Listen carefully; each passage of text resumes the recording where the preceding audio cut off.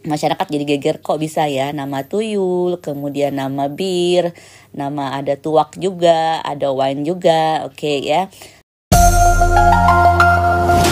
MUI bilang nggak kasih fatwa, tapi BPJPH bilang ini ada fatwa gitu, ada MU-nya juga. Oke ya, ternyata setelah kita telusuri bahwa di sini ada komunikasi dan miskoordinasi gitu ya, yang tidak diketahui oleh masyarakat bahwa ada 2 metode sertifikasi halal ya.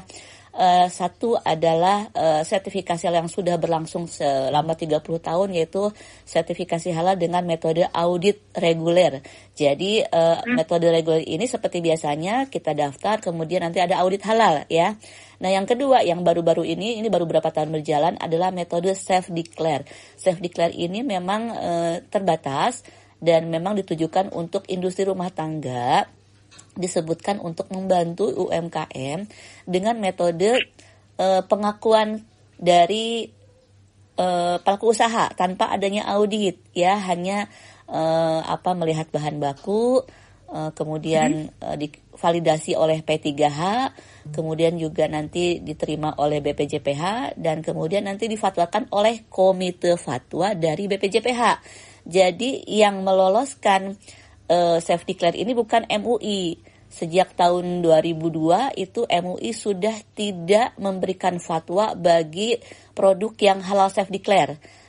Adapun fatwa MUI itu hanya untuk produk-produk yang disertifikasi halal secara reguler. Jadi sekarang ada 2 lembaga pemberi fatwa di bidang halal produk ini. Itu ya. Nah, sampai situ dulu sudah paham ya nggak? Paham ya?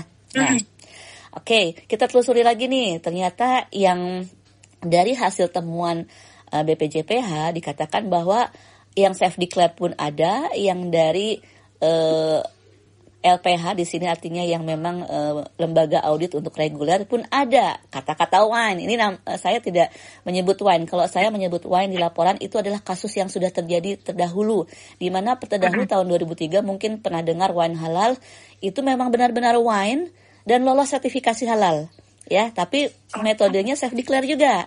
Nah, kita pertanyakan kok yang jalur reguler kenapa bisa? Oke, ditelusuri lagi oleh LPH LPPOM, ternyata ada nama red wine tapi bukan untuk produk.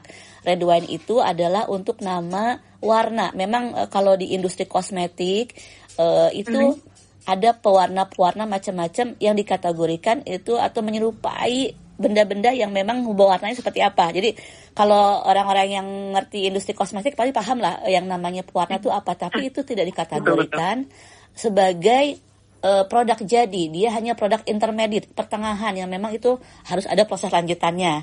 Nah, di sini ada mungkin namanya flavor house ya. Flavor house itu ataupun misalnya produsen pewarna.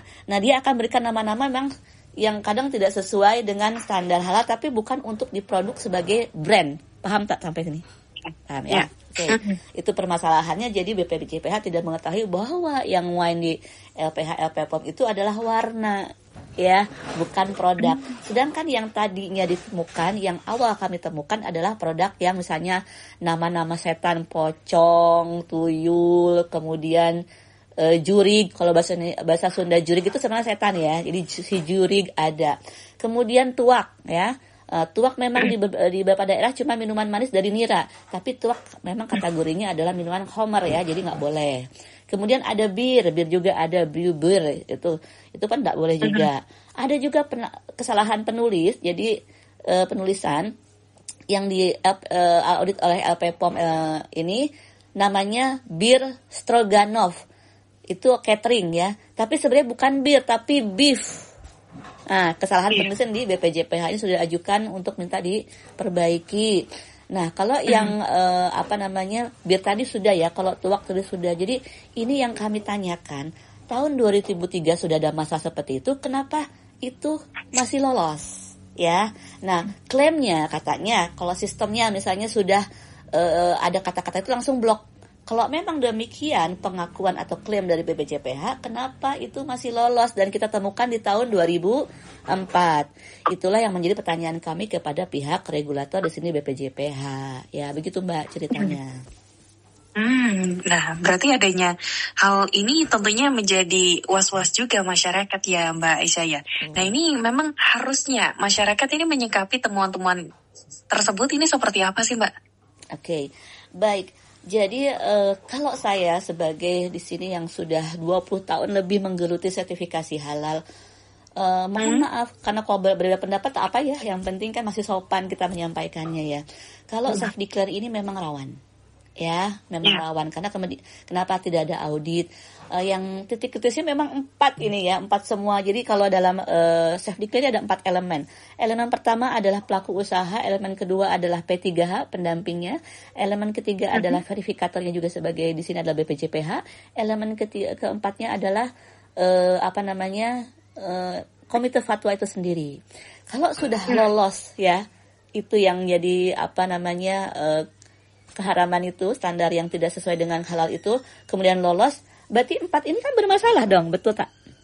Ya, tidak betul. Mungkin salah satu saja gitu kan. Berarti di sini ada miss di keempat elemen ini gitu. Nah, makanya kami meminta 4 elemen ini harus diperbaiki. PU, mohon maaf nih, kalau kita main ke lapangan, itu yang industri rumah tangga kecil nggak mau tahu, cuma pengennya beres doang, gampang-gampang. Dan itulah sifat orang Indonesia, maunya instan, nggak mau melalui proses. Makanya ketika dulu MUI masih menjadi lembaga halal, ada testimoni ribet, lama.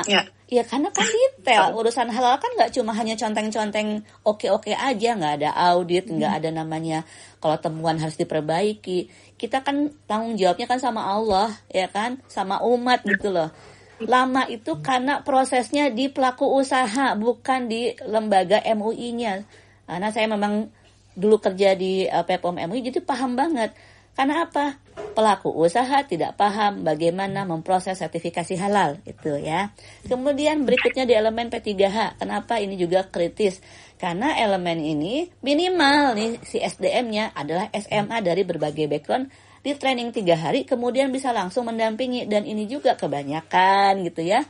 Itu trainingnya hanya untuk pengisian saja, tapi pemahaman titik kritis bahan, proses produksi, kemudian juga proses bisnis pelaku usaha tuh nggak paham. Makanya banyak kelolosan, ada kelolosan bukan banyak, ada kelolosan dan ada juga oknum-oknum. Saya nggak bisa sebut oknum di sini karena memang too dangerous, I think ya gitu ya. Makanya kita fokusnya ke setan-setan ini aja sama tuak lah ya, seperti itu. Berikutnya verifikator BPJPH. Kalau memang sudah ada, ini harusnya di-cut dari BPJPH-nya, tapi kok ini bisa lolos? Berarti kita pertanyakan SDM-nya BPJPH bagaimana? Nah, kalau bisa lolos lagi di komite fatwa sampai dapat sertifikat halal, berarti kami pertanyakan kenapa komite fatwa tidak menggunakan standar yang sama yang sudah berlaku puluhan tahun yang dikeluarkan oleh MUI. What's wrong? Paham tak? Ya. Betul. Baik, Pak Aisyah. Ya, Pak Aisyah? Ya. Oke, masih terhubung ya. Baik. Memang adanya hal ini berarti perlu peran dari masyarakat pun juga sebagai pelaku usaha yang memahami hal tersebut juga ya Mbak Aisyah ya. Tidak serta-merta dari pemerintah juga ataupun juga dari pihak yang memang menyertifikasi halal saja ya Mbak Aisyah ya.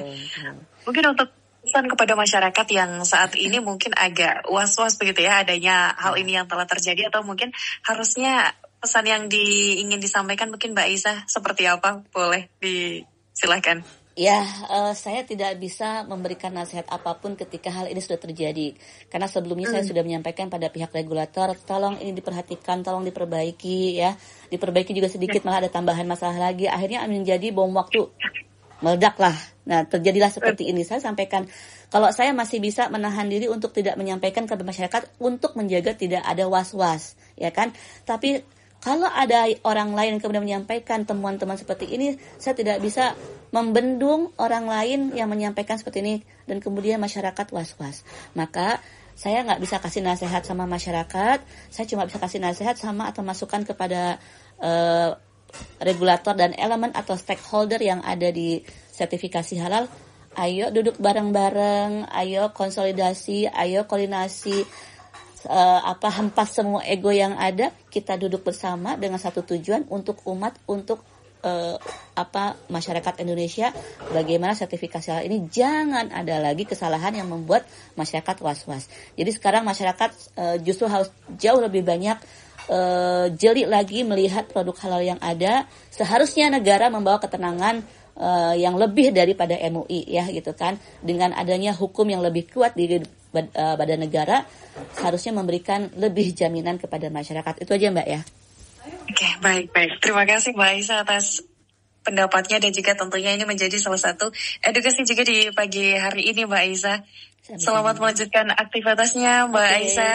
Terima kasih banyak waktunya. Wassalamualaikum warahmatullahi wabarakatuh. Waalaikumsalam.